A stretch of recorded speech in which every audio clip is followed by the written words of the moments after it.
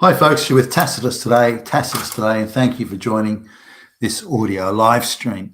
In this essay, I'd like to talk about something that's, it's a bit on the esoteric side, I suppose, but it's is human behaviour in the West, personal interaction, so human level behaviour, is it changing?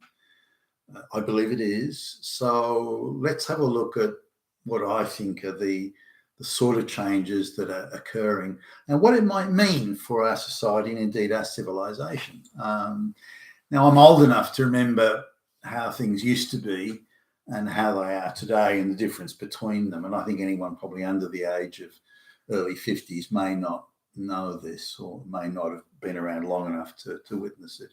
What brings it into sort of even more stark relief, at least for me, is human interaction and behaviour changing? Well, yes, I think it is. But when I began internationally travelling for business, how different when I noticed it.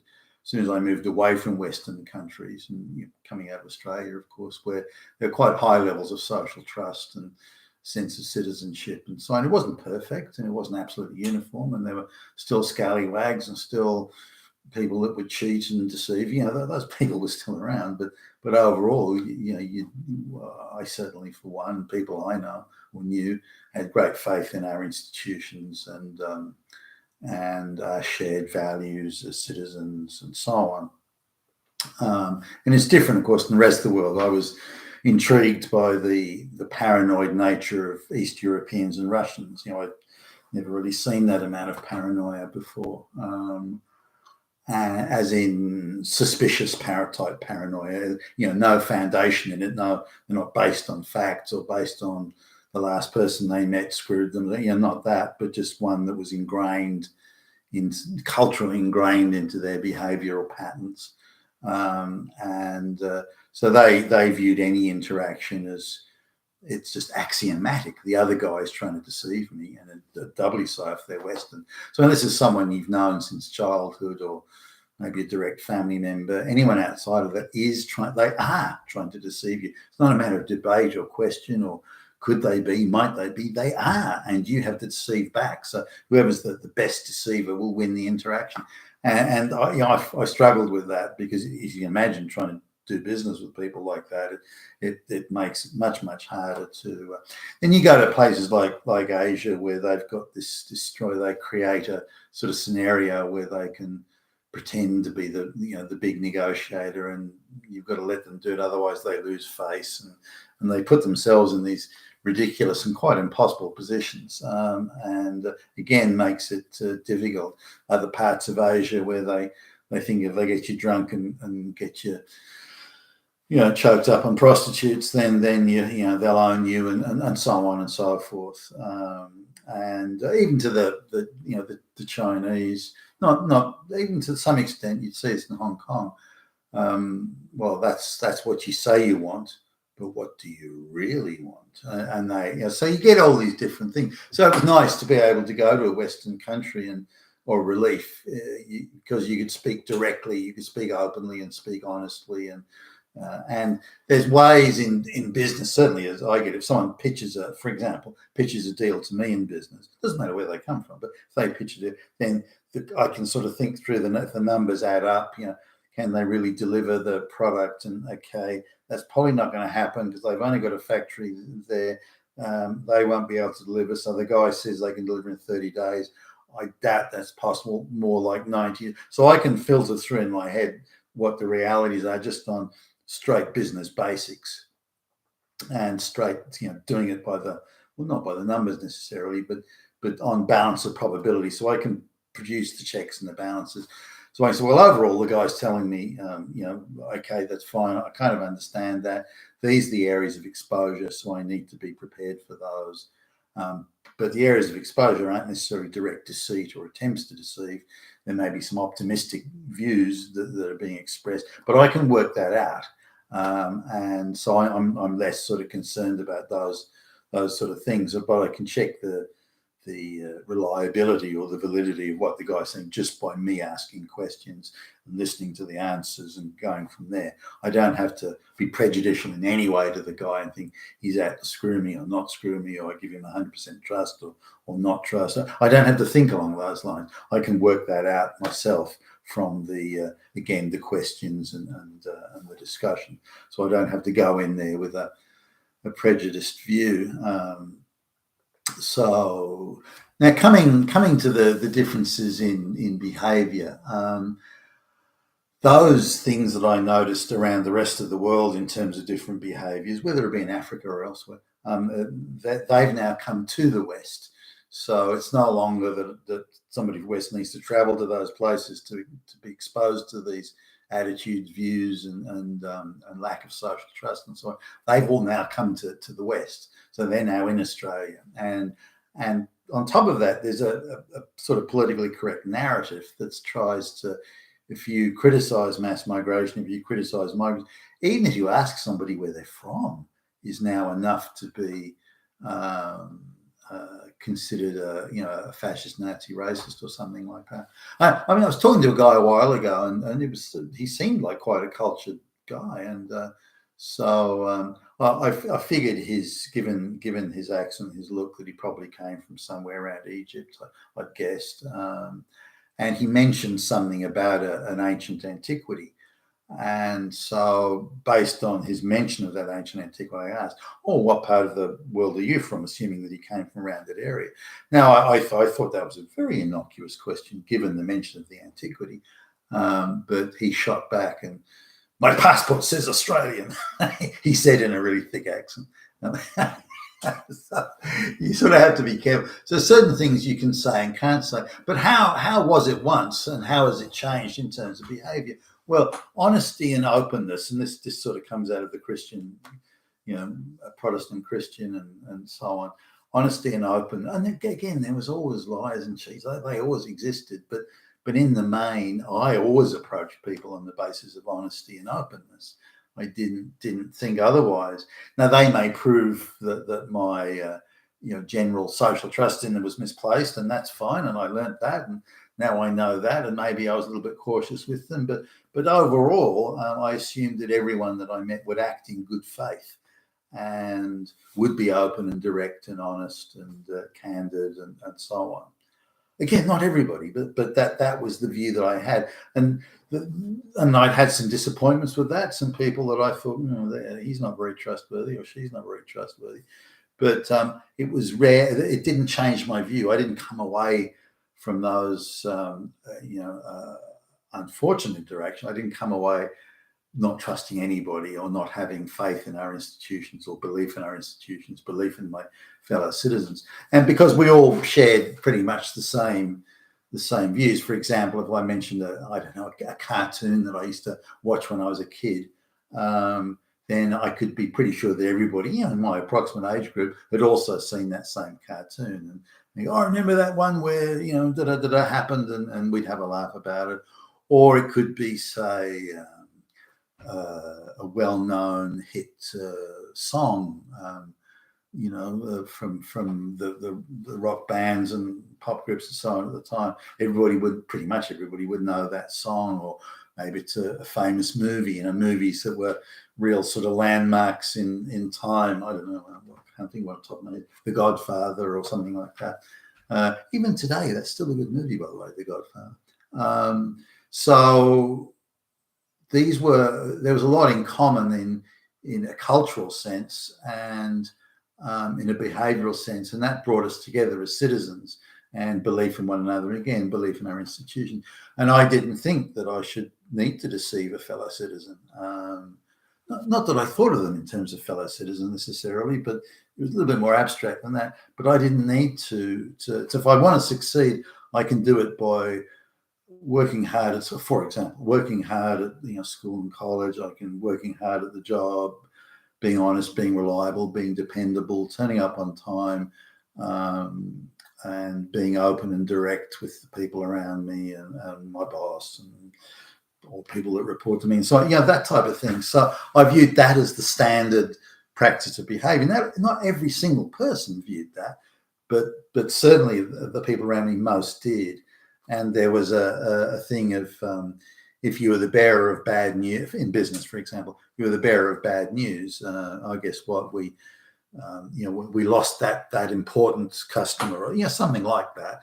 Then you go, oh, okay, well, we better sit down and talk about this. And why do you think? What do you think happened there? I mean, sometimes the boss would beat up on you. By the way, there was that too.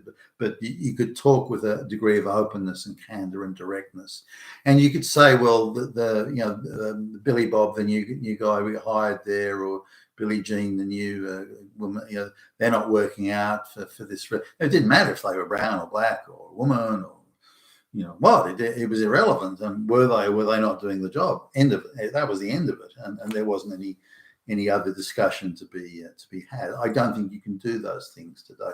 I think the idea of openness, directness, certainly directness, candor, and just the honesty of being able to state things, not simply as you feel them or maybe you think, but I was always encouraged, and certainly in the workplace and even at as a student, encouraged to state your point of view, but back it up. So if you state that such and such is so, then what are your sources? What facts are you relying on? How are you going to back this up? Say you're in some sort of open debate. And this was kept in the workplace. So I and people I worked with, by the way, would be able to say, well, I think 1 + 1 = 2, and here's the pepper shaker and here's a salt shaker. So there's one here, one there, and two. So you back it up, and you'd be prepared to back it up, and you'd go into the meetings or even prepare a short paper perhaps.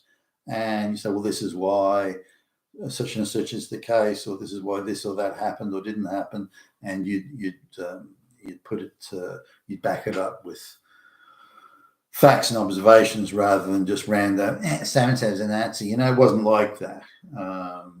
Now, not again that it was perfect, and not that people's minds couldn't be poisoned in certain ways they could, but this was.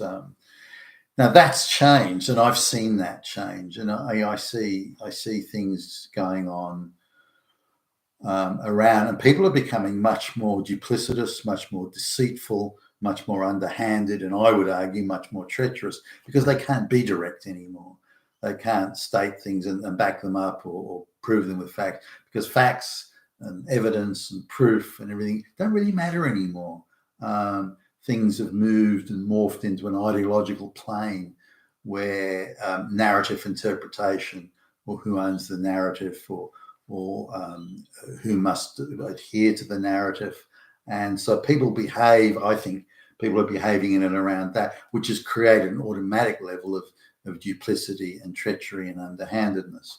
Now I'll give you some examples of this. Not that these things are new in terms of examples of treachery, but that they're now so widely used. They are the first go-to. So here, and this is a sort of low level one. You get this more, I think, with low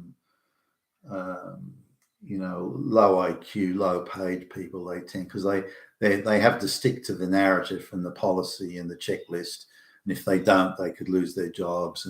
And so they want to vindictively attack anyone who isn't bound by those same rules and regulations. I think that's part of it. Nonetheless, let's have a look at an example there. So this is in a hospital. Now, somebody, a patient in this is like a rehab hospital. A patient has somehow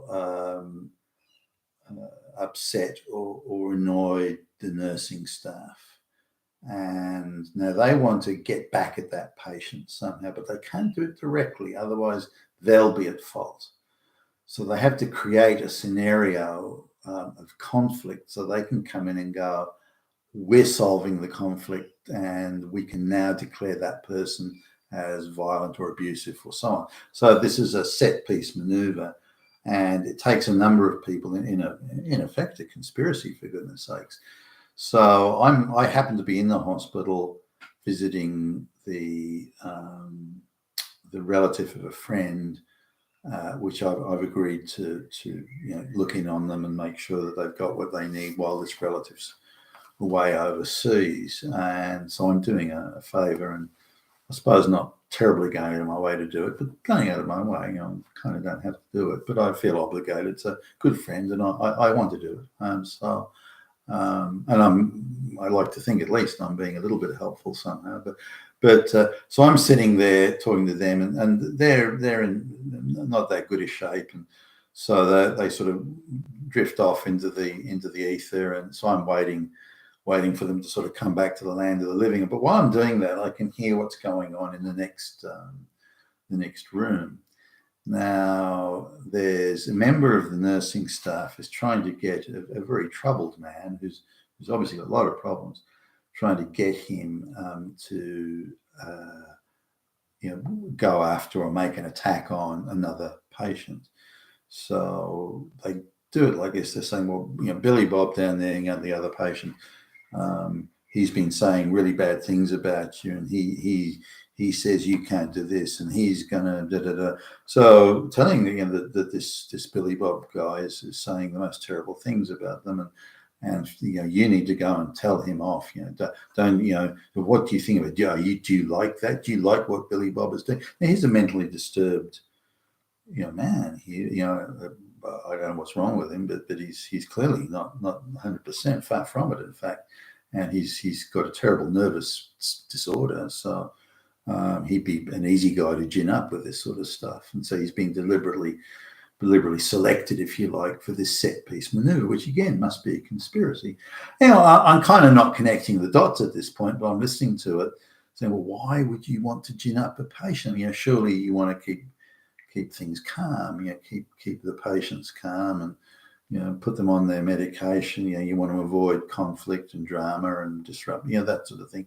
So why would you be doing this? And even if the other patient was doing, but the way, the cadence and the way that it was being said, you could almost guarantee that it was someone trying to gin this very disturbed man up, with telling him a lot of lies about what Billy Bob had said about him. And you could kind of tell that it was a load of nonsense. And I thought, oh, gee, I don't like the sound of that. Didn't really think that much more about it. Anyway, the guy that I'd gone to see sort of came to and said that he wanted to go to like a reading room. So, would I read to him there? And so I said I would. And he doesn't move very well, so it took us a bit of time to get there. So by the time I get there, this guy is getting ginned up, saying Billy Bob said terrible things about you. He appears and he starts, he comes up to another patient at the thing and starts screaming at the guy, oh, you've said this, you did that, you did so-and-so. And again, he's a very disturbed guy. And so there's a rather bewildered looking Billy Bob there saying, who are you? What are you talking about? And then there's two nursing staff who are standing just a few meters away each, pretending to be busy doing something, but they're watching out of the corner of their eye. And you could see that they've got a sort of rather sheepish look of, they knew this was going to happen, they were ready for it, they're in place. And so they're part of this conspiracy. This is no fucking accident. Now, I can see that from where I'm sitting in this reading room. So what they've done is, for some reason, they want to declare that guy violent and difficult. Not the guy who's doing the shouting and the guy they've ginned up, but the other guy. So he gets up and tells the guy shouting at him to fuck off or something. And then there's a push where he tries to push the other guy away. Then the staff immediately intervene. They're waiting for that cue. That's the cue. So they immediately rush forward and go, oh, stop. Well, we're going to have to write you up, Billy Bob. We can't have violence in this place. We can't have violent behavior. That is unacceptable. It is against our policy, Billy Bob. And so I realized then the whole thing was an absolute set piece maneuver so they could get at Billy Bob for whatever the reason. I mean, Billy Bob's very frail, and he's not violent, and even if he was, he's not going to be able to do anything. So why were they doing that? I don't know. But I just watched the whole thing going down from beginning to end, and realized, you treacherous little fucks. This whole thing is a is you underhanded shits. I didn't like that, and now maybe I don't doubt things like that have gone on sort of for years, but you see it really in only oppressive societies. You see that level of sneakiness and underhandedness only in oppressive societies. I don't think you see it in open societies. I don't think you see it in trusting societies where there's common faith and faith in each other's goodness and human goodness. Again, not that it's universal. You're always going to find bad folks, but generally I perceived that the world was made up of good. As a kid, even as a very young man, I perceived the world was made up of primarily good folks who meant well and who would be open and honest and in their dealings with me and with others. Now, having watched this, I was sort of quite intrigued, and there was a look when one of the conspirators who'd set the whole thing up looked over where I was sitting, because they could see through the door, and they could see from the look on my face that I knew what they'd done, and I could see the look of guilt come over that woman's face when she knew that I'd sussed it, and there was an unspoken word, but she knew that I'd sussed it, and then I knew that she knew that I'd sussed that sort of thing, and so anyway, with the guy that I'm reading to here, he's forgot his hearing aid. He can't really hear me, and so I'm going to have to raise my voice in a sort of a room with like a wide archway type door, which has got pretty good acoustics, and it's going to reverberate around the whole place. I'm not sure I really want to do that, so I ask for his hearing aid. Then, oh no, we can't do that. No, okay, all right. So I say to him, well, can we go back to your room? He doesn't want to go, so I start reading, but then he can't hear me. I've got to raise my voice, and then in come the staff, the same woman who's seen me is sussing what she'd done. Is going to say, well, you're creating a disturbance, and we can't allow that. We can't allow our patients to be disturbed. It's our policy, and they're behaving like a government type bureaucrat employee. And I could go the game and say, could you show me that policy, please? And they wouldn't be able to. But there's no point. I don't need the aggravation. And again, I'm just doing a favour for a friend and that sort of stuff. So, but it's interesting how it works. Now, the some days before, I'd seen an altercation with a guy who, I don't know, would have been a little bit younger than me, I suppose, roughly my age, and he was having an altercation with the same staff, the same three who'd done the set piece manoeuvre, ginning up that patient to scream at the other patient, then intervening, pretending they were breaking up a fight that they'd set up all along, and so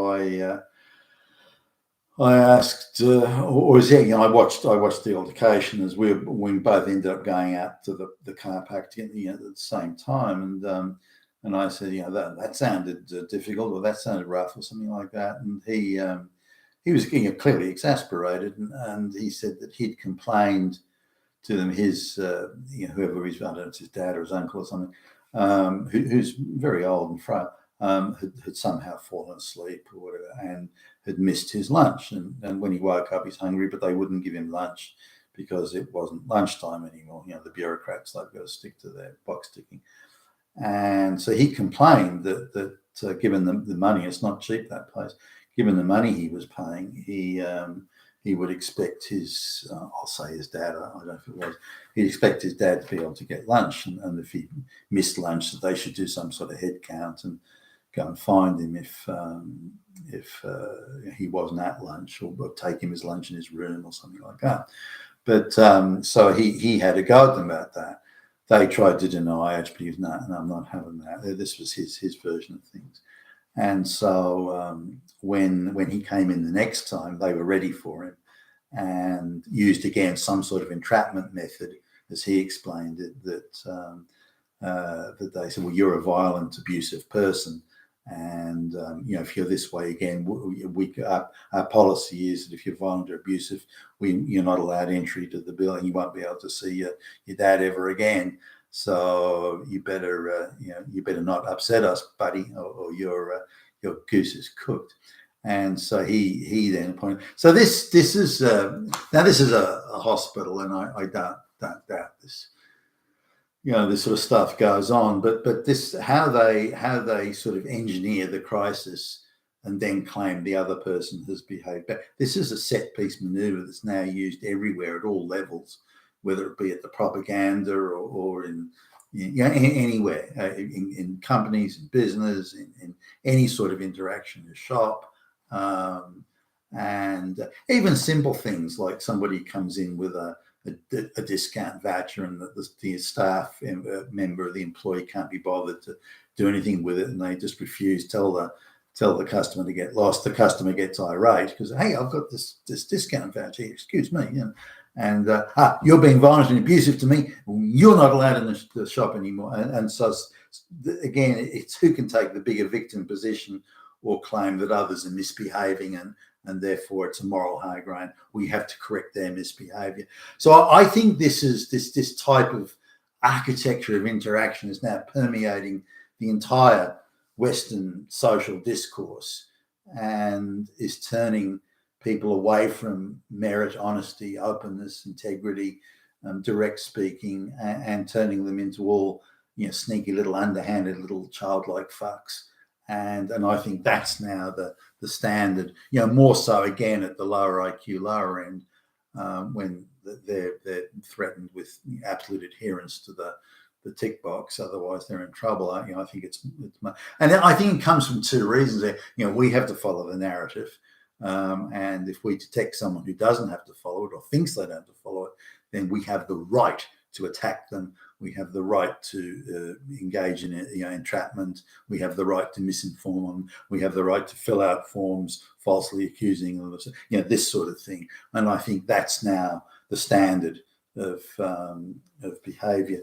I go back sort of I don't know, 20 years ago or something when mass migration was beginning, and I hired a number of black and brown people, and women, and there's a woman who turned out to be a lesbian, and not that I thought about it when I was interviewing her, by the way, but she all these people I ended up firing, actually most of them, simply for non-performance, not because I liked or didn't like them or anything.